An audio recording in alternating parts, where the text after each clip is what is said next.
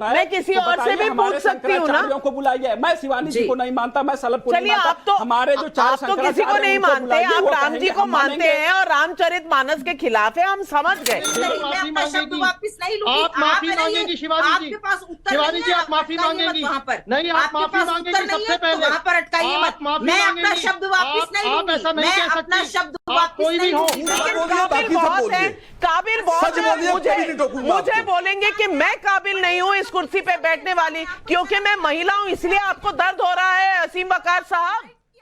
रामचरितमानस पर ज्ञान देने वाले समाजवादी पार्टी के स्वामी प्रसाद मौर्य, उनके समर्थन देने वाली कांग्रेस को दोहे का अर्थ उनके अनुसार चाहिए। अगर कोई दोहे का सही अर्थ बताए तो उन्हें अच्छा नहीं लगता। इस पर बड़ी बहस सुनिए। इस बहस में उन्होंने साध्वी शिवानी दुर्गा को भी नहीं छोड़ा, खुद देखिए।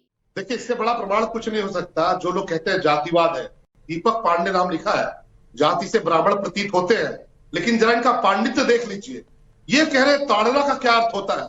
अरे आपने पढ़ा होता, अगर आपने जाना होता तो आप भी पांडित्य होते। केवल पांडे लिख लेने पर से पंडित ब्राह्मण नहीं हो जाएंगे। हमारे लिए महर्षि वाल्मीकि ब्राह्मण है। शिवानी दुर्गा जी बताएंगी, उन्होंने कहा वेद ही उनका संविधान है। रामचरितमानस में ताड़ना का मतलब क्या है? शिवानी जी आप समझा दीजिए। आप हमारे अरे नविका जी, मैं किसी और से भी पूछ सकती हूँ ना। को बुलाइए, मैं शिवानी जी को नहीं मानता, मैं सलभ को नहीं मानता। आप तो हमारे जो चार तो किसी को नहीं मानते, आप राम जी को मानते हैं और रामचरितमानस के खिलाफ है, हम समझ गए। बिल्कुल नहीं खिलाफ है। हमारे शंकराचार्य बोले, शिवानी जी कौन होती है? हमारे शंकराचार्य हमारे धर्म के जो अग्रज है। देखिए दीपक जी, आप शिवानी जी हमारी रिस्पेक्टेड पैनलिस्ट हैं।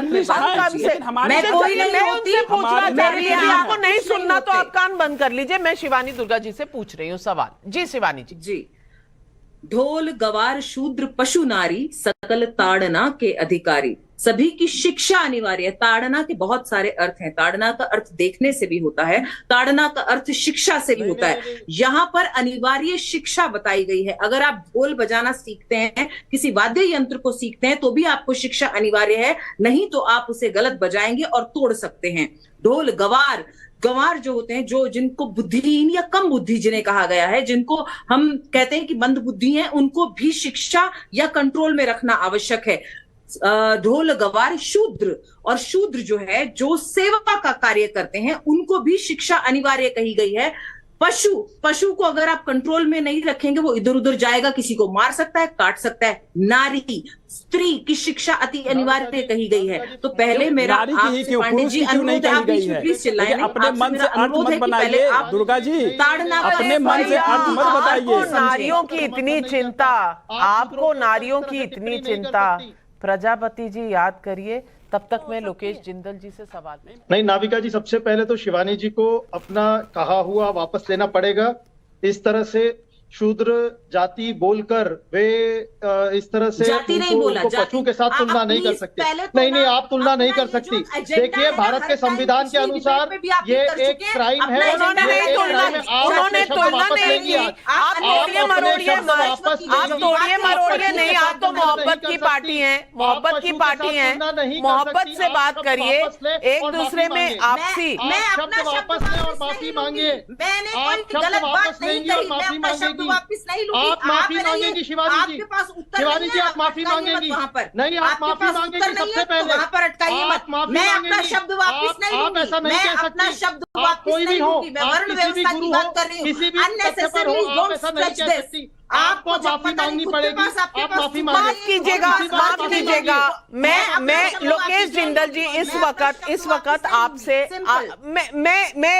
मैं जानती हूं कि आप कहीं ना कहीं कोई ना कोई बखेड़ा खड़ा करना चाहते हैं। अगर उन्होंने कुछ गलत कहा होता, मैं जरूर रोकती उन्हें। और मैंने भी सुना, उन्होंने किसी जाति का नाम। हिंदू धर्म पर आप कुछ भी बोलो, आपको आजादी है। भारत का सनातन का इतिहास बहुत पुराना है, पर कुछ लोगों को लगता है कि भारत का इतिहास 800 वर्ष पहले ही शुरू हुआ, जब मुगल आए, जबकि भारत का इतिहास इससे बहुत पहले ही शुरू हो गया था। हिंदू धर्म की त्रुटि निकालते समय सब भूल जाते हैं कि और भी धर्मों में कई त्रुटियां हैं। इस सब पर जोरदार बहस सुनिए, जिसमें साध्वी शिवानी दुर्गा और वसीम बकार को, जिसमें नाविका कुमार ने वसीम बकार को धो डाला। हर हर महादेव आप सभी को। मैं सभी की जो है वाणी सुन रही थी। वसीम बकार जी ने कहा कि दलित आएंगे, हरिजन आएंगे या अपना अपना धर्म बनाएंगे।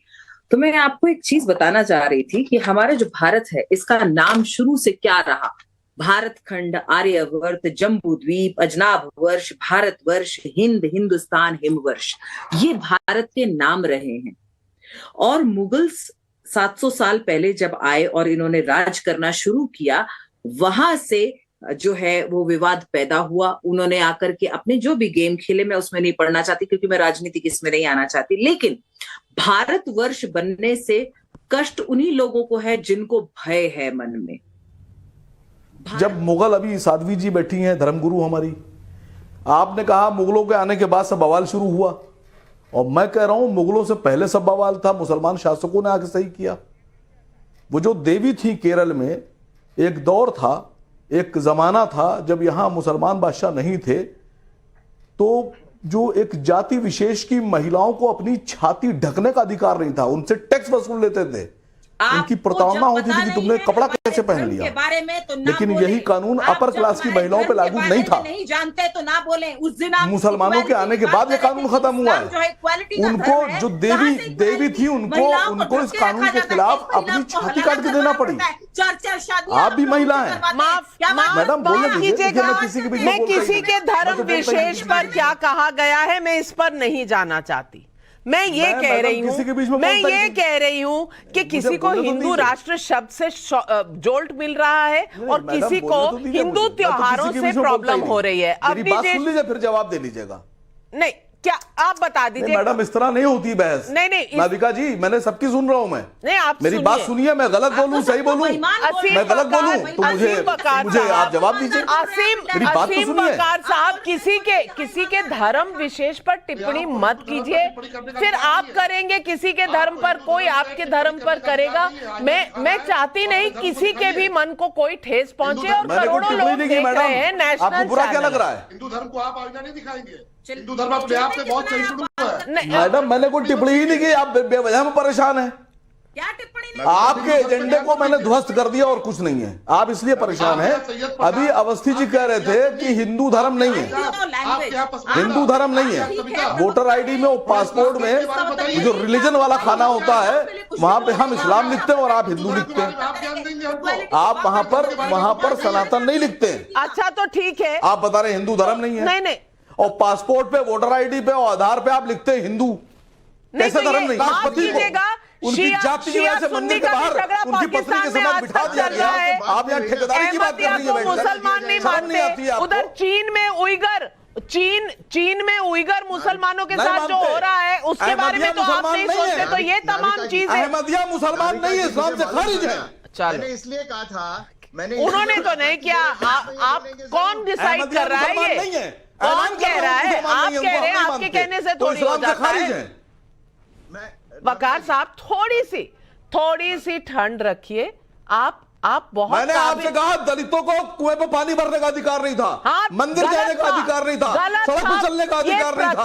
गलत थी, उनको सती भी हुआ करती थी, गलत थी, लोगों ने ठीक किया। आप भी 3 तलाक ठीक कर लेते तो कोर्ट को नहीं आना पड़ता।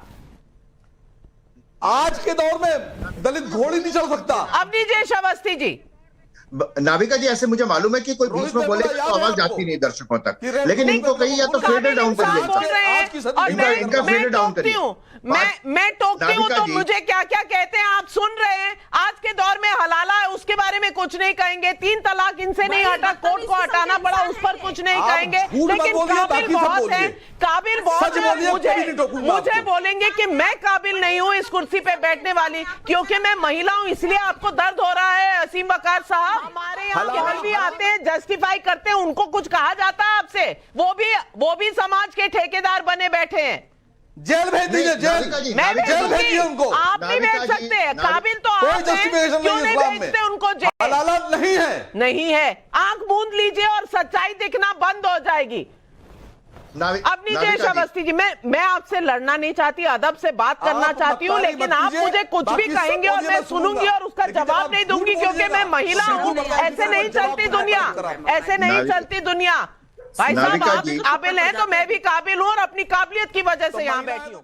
हिंदू धर्म एक धर्म या जीवन पद्धति है जिसके अनुयायी अधिकांशतः हमारे देश भारत, नेपाल और मॉरिशस में बहुमत में है।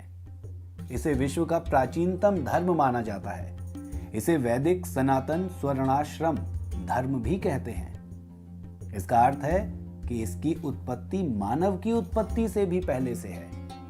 विद्वान हिंदू धर्म को भारत की विभिन्न संस्कृतियों एवं परंपराओं का सम्मिश्रण मानते हैं, जिसका कोई संस्थापक नहीं है। यह धर्म अपने अंदर कई अलग अलग उपासना पद्धतियां, मत, संप्रदाय और दर्शन समेटे हुए है।